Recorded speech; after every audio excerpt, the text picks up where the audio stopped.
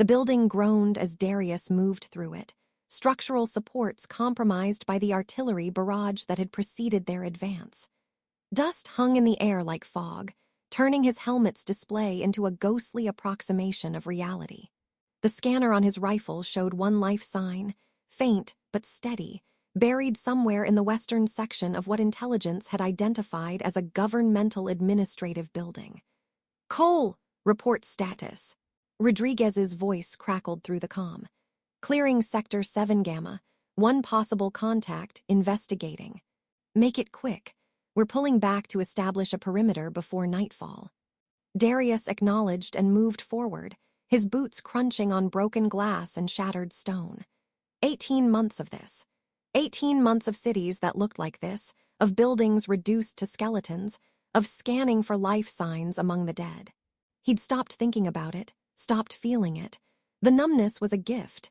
The life sign was stronger now, coming from behind a collapsed section of wall. Darius approached with his rifle raised, ready for anything. A wounded soldier making a last stand.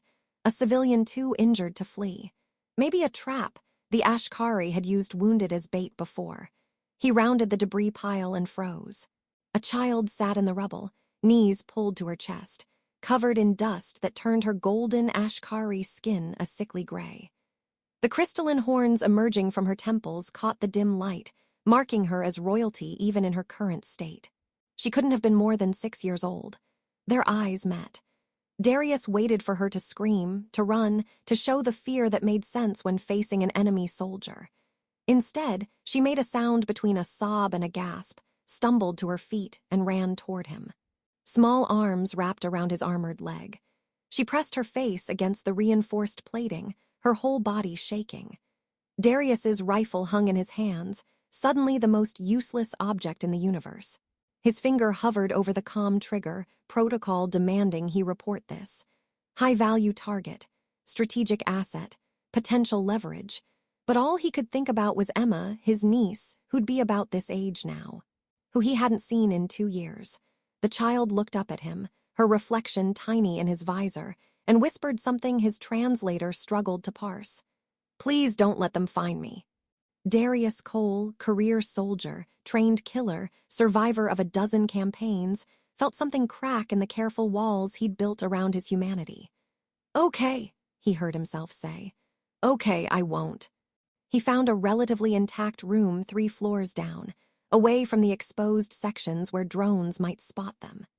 The child, Laesha, she'd finally told him between shaking breaths, sat on a piece of fallen masonry while Darius secured the perimeter. His scanner showed multiple contacts moving through the ruins, both human and Ashkari, everyone hunting for something. "Are you hurt?" He knelt in front of her, keeping his movements slow. She shook her head, then pointed to a scrape on her arm. "Little hurt, not big hurt. I can fix that." He pulled out his medical kit, cleaned the wound with sanitizer that made her hiss through her teeth. Brave kid. The bandage looked absurd against her golden skin, human medical supplies never designed with Ashkari physiology in mind, but it would do. "You're human," she said, like she was testing the word. "Yeah, humans are bad. They hurt my city." Darius didn't know how to respond to that. "War is bad," he finally offered. "People do bad things in war. Are you bad?" The question landed like a punch. Was he? He'd killed Ashkari soldiers. Had followed orders that resulted in bombardments like the one that destroyed this building. Had stopped thinking of the enemy as people months ago because that was the only way to survive. "I'm trying not to be," he said. Laesha considered this with the seriousness only children could manage. "My mother says humans are scared. Scared people do bad things." "Your mother sounds smart." "She's the matriarch, she's very smart." Pride entered her voice, then faded. "I don't know where she is." Darius's comm unit buzzed. Rodriguez, probably wondering why he'd gone silent. He muted it. Every second he delayed reporting this, every second he hid an enemy royal, was another step toward court-martial or worse. But Laesha's hand had found his, her small fingers wrapped around one of his gloved digits, and he couldn't imagine handing her over to military intelligence, to interrogators, to people who'd see an asset instead of a child. "Are you hungry?" He pulled out a ration bar. She examined it suspiciously, took a cautious bite, and made a face that would have been funny under different circumstances. This is food. Barely, but it's what I've got. She ate it anyway, grimacing through every bite, and Darius felt something shift in his chest. This was someone's daughter, someone's niece, someone who loved her and was probably desperately searching for her right now. Outside, an explosion rattled the building. Laisha flinched, pressing closer to him. When will the fighting stop? I don't know, kid. Why are you fighting? And there it was, the question that should have had an easy answer but didn't. Not anymore. Not with a child's hand in his. They stayed hidden through the afternoon as combat ebbed and flowed through the ruins. Darius taught Laisha how to stay quiet, how to recognize the sounds of approaching soldiers, how to move through rubble without causing cascades. She absorbed it all with the quick adaptability of someone who'd already learned that survival meant paying attention. "You're good at being quiet," he told her during a lull. "I practiced for 2 days." She held up 2 fingers to emphasize. Guardian said stay hidden, stay quiet. Then the ceiling fell and they... She didn't finish, but she didn't need to. Darius checked his ammunition count, more out of habit than necessity. His comm unit showed 17 missed messages from Rodriguez, escalating from annoyed to concerned to furious. His locator beacon was still active. Eventually, they'd track him down. He could disable it, but that would effectively end his military career and probably get him shot as a deserter. "Darius," Laisha's voice pulled him back. "Why did you help me? I'm Ashkari." "Because you're 6 years old and scared." "But we're enemies." He looked at her, really looked at her, the dust in her hair, the tear tracks on her cheeks, the way she held herself like she was trying to be braver than she felt. "Right now, you're just a kid who needs help. That's enough." His scanner suddenly lit up. Multiple contacts converging fast. Human signatures from the north, Ashkari from the south. Both groups moving with purpose, both heading directly toward their position. "We need to move." He scooped Laisha up, felt her arms lock around his neck. "They found me. They found us." He made it 3 blocks before both groups had him surrounded. Marines from his own unit blocked the western approaches. Ashkari warriors, their armor gleaming even in the fading light, controlled the east.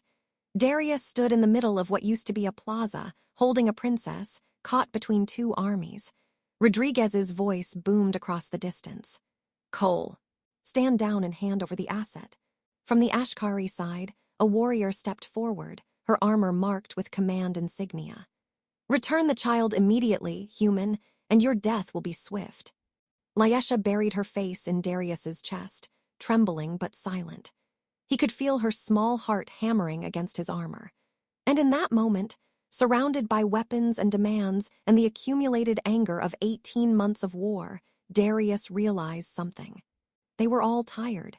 Everyone in this plaza, human and Ashkari alike, was tired of fighting for reasons that seemed increasingly distant and abstract. He looked at Rodriguez, then at the Ashkari commander, then down at Laisha. "Her name," he called out, his voice carrying across the sudden silence, "is Laisha, and she asked me why we're fighting. Can any of you answer her?" The silence stretched like a held breath. Weapons remained raised, tensions coiled, but nobody fired. Rodriguez's face was unreadable behind his visor, but Darius could see his commander's hand tighten on his rifle.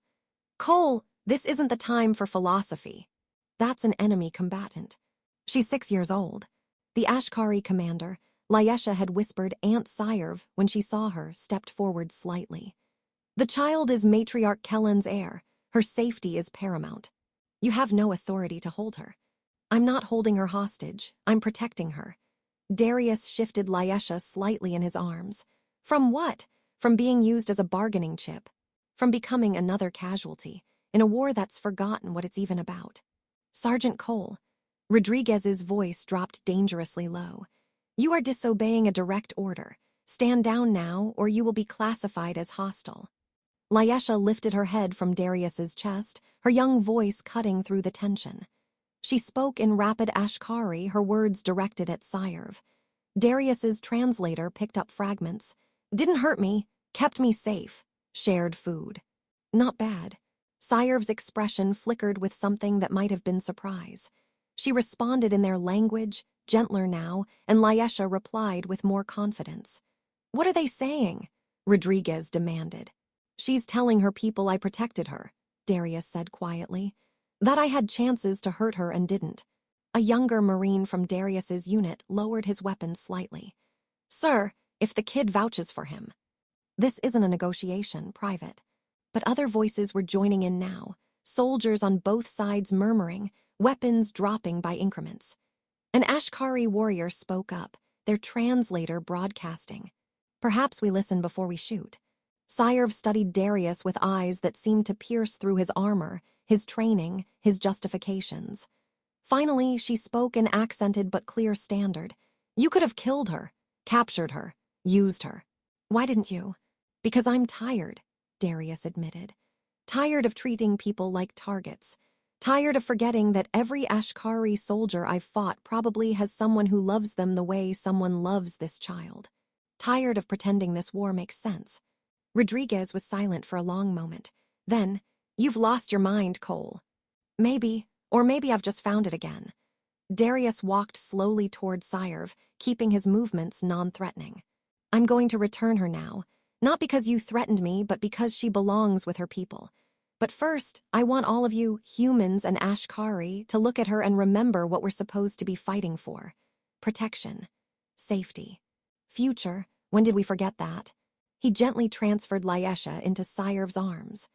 The child clung to them both for a moment, bridging the gap between species with her small embrace. Then she settled against her aunt, looking back at Darius with wide eyes. "Thank you, Darius Cole," she said carefully in standard. "You are brave." Syrv's expression had softened fractionally. "You may have started something here, human. We will request formal ceasefire negotiations to properly thank you for my niece's return." Rodriguez finally lowered his weapon. "And I'll have to report your insubordination, Sergeant, probably court-martial." "I know, sir. But I'll also note that you may have accidentally ended this war." He sounded tired, or at least given us a reason to try. As the two groups began to withdraw, weapons lowered, talking in low voices instead of firing, Darius felt the weight of the day settle on him. He hadn't changed the war's causes, hadn't solved territorial disputes or resource conflicts or political grievances.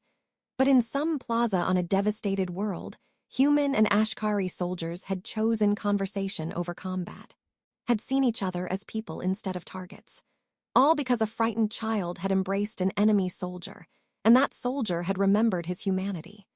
3 days later, sitting in the brig awaiting his tribunal, Darius watched through his small window as the first joint humanitarian convoys rolled into the city.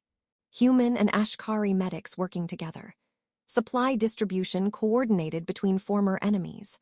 A small figure appeared in his cell's doorway, Laisha, holding Syrv's hand, both of them somehow having gained access to a military detention facility.